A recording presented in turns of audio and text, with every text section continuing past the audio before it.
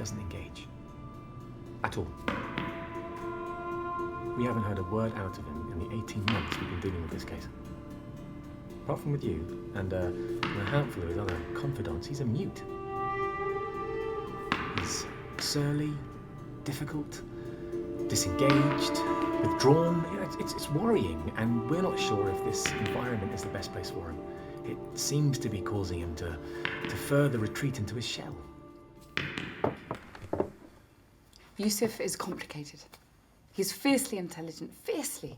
His math stats are off the charts. His written English is near fluent already. He's miles ahead in sciences. And have you seen his artwork? Miss Robson, I don't dispute what you're saying.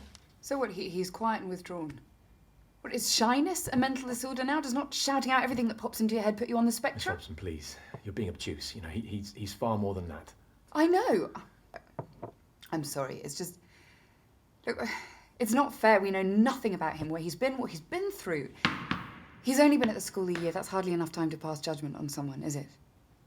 I mean, I know that he can be moody and difficult. I'm the one who actually has to teach him, for Christ's sake, Matt, but he turned up out of thin bloody air without a shred of family or a friend in the world.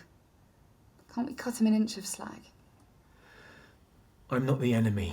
Please understand that. I'm on YUSSEF's side. I'm on your side. I want him here, in a mainstream school, with mainstream kids. But I have to look after the other pupils as well. And they are scared and confused by him. I see the way they avoid him. I see them tease him. He's getting bullied. Not that that seems to touch him, but what happened last week was totally unacceptable.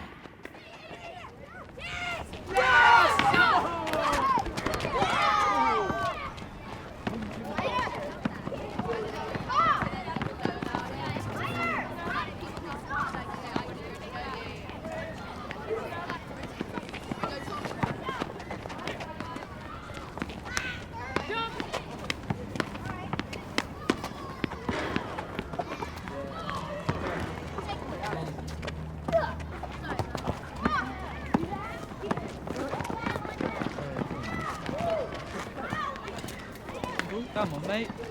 Pull back. Come on, little bitch. Come on, mate. Come on, dickhead. You want to pull back? Come on. Come on. You want to pull, you little faggot? Come on.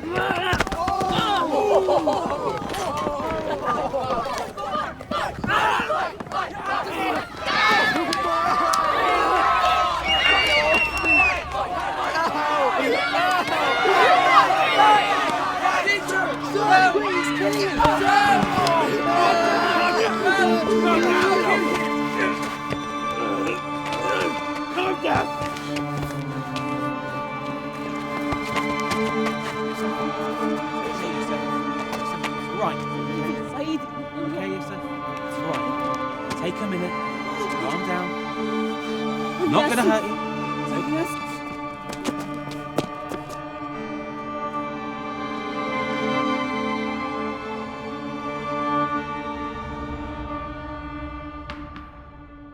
And what does that behaviour suggest to you? What would trigger a reaction like that? Let me talk to him. Please. I'm in on Thursday for a classroom assessment and a sit-down with him.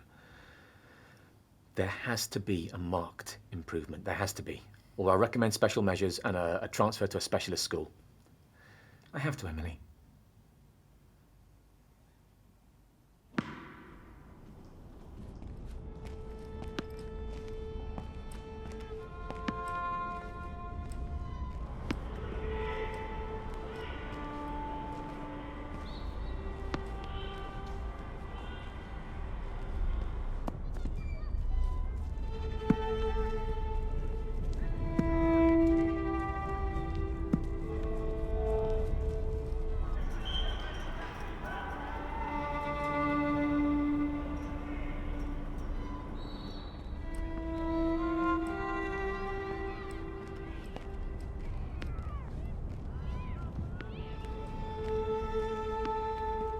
I don't know what to say to you, YUSSEF.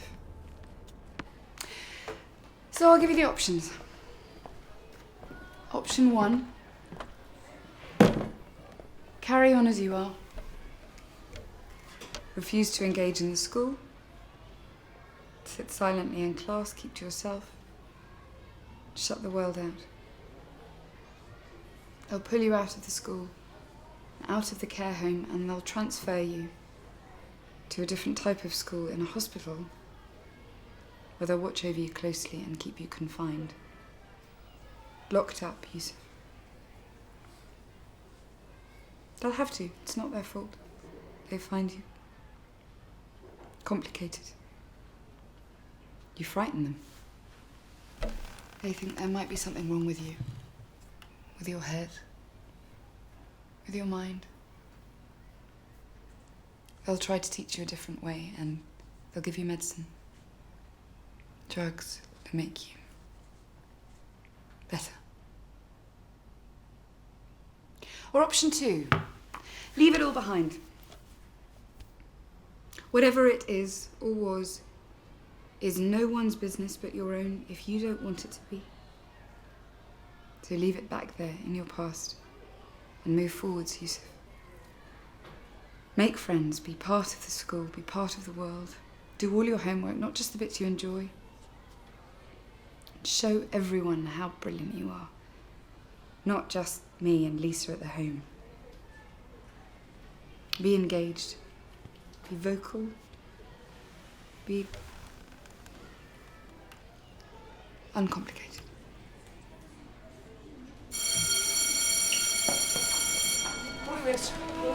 Morning, gentlemen.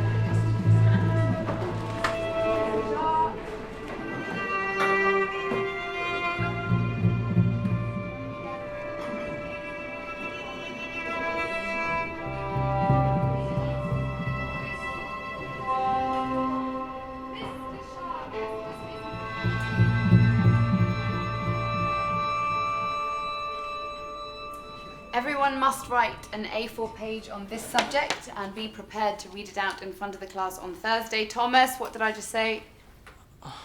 Sorry, miss. May I suggest not talking to Lily when I'm talking to the class, and you, Lily? Sorry, miss. Right, they'll all be handed in at the end of class, so no pretending you've written it and freestyling in front of everyone, because that just doesn't work very well, does it, Jerome Coleman? Certainly not, miss. Because the sun is defo not 400 miles from Earth, is it, Jerome? No, miss. And how many miles is the sun from Earth, Jerome? 149,600,000, Miss Robson. And how many times did you have to write that out? 149,600,000. I bet it felt like that. Right, it can be about anything. Good things, bad things, funny things, sad things. But I want description and detail, and I want it to be evocative. What's evocative, Tutu? It's like, making somebody, like, feel something. Mm-hmm. That's one for you. Might have been 2 if there hadn't been, like, so many, likes in the sentence. Right, who remembers what we did in drama last week about catharsis? Oh, bless you, miss. What? Don't tease the animals, miss. Button it, Raj. Right, catharsis. Oh, come on. Was I just talking to myself? It's when a book or a film or a play makes you laugh or shout or scream or cry. It's your emotional reaction to what's happening and the effect that it has on you. The Greeks and the Romans believed it was one of the most important things for keeping us healthy in our hearts and in our minds. To release your emotions, to share them, to let them out. Not store them or bottle them up till they drive you nuts or make you explode. Catharsis helps us to be ourselves again.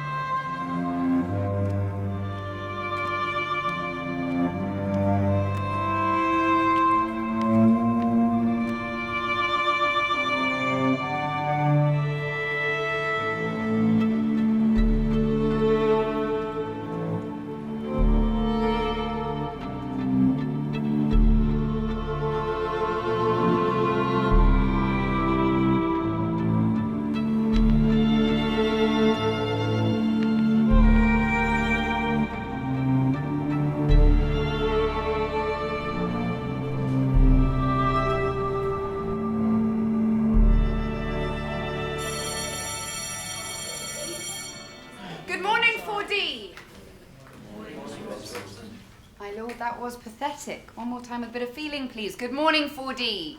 Good morning, Miss Robson. Better.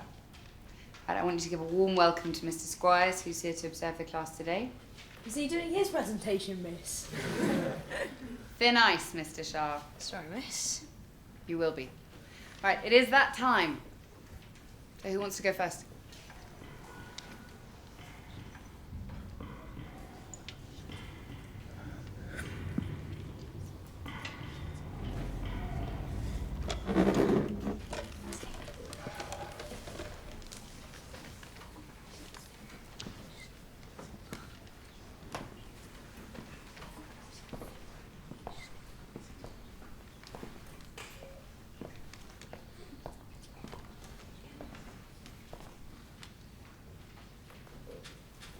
The day that changed my life was August 8, 2007.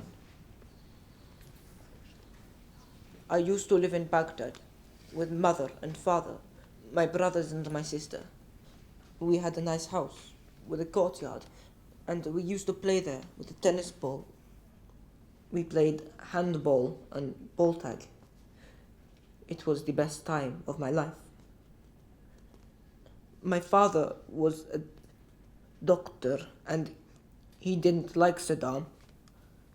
And one day he never came home. We never saw him again. My mother looked after us with my uncle after that. When the bombing started, we were all so afraid.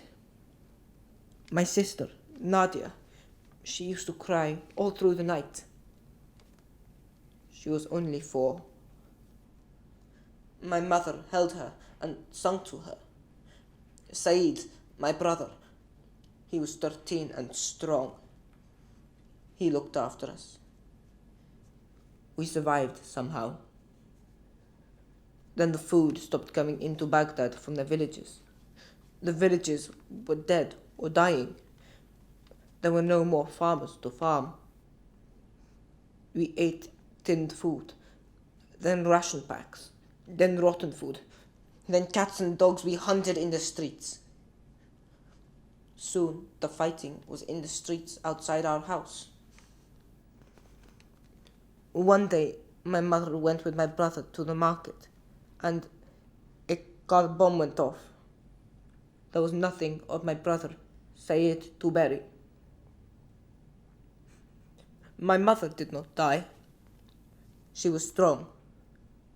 She survived 3 days on a mattress in the hospital with no medicine or painkillers. She died with us around her, singing to Nadia. We went home. I looked after my brothers and my sister as well as I could. We begged for food and sweets from soldiers and stole from dead people's houses. Then the water from the tap stopped, and we drank water from the gutter and from puddles. My brother and my uncle became very sick. They had fever and diarrhea, and they died in the same hospital as my mother. Then it was just me and Nadia. One night, while we slept, a drone blew up the house next door. You know it is a drone because the noise is different to an airplane bomb. The wall of our house was knocked down.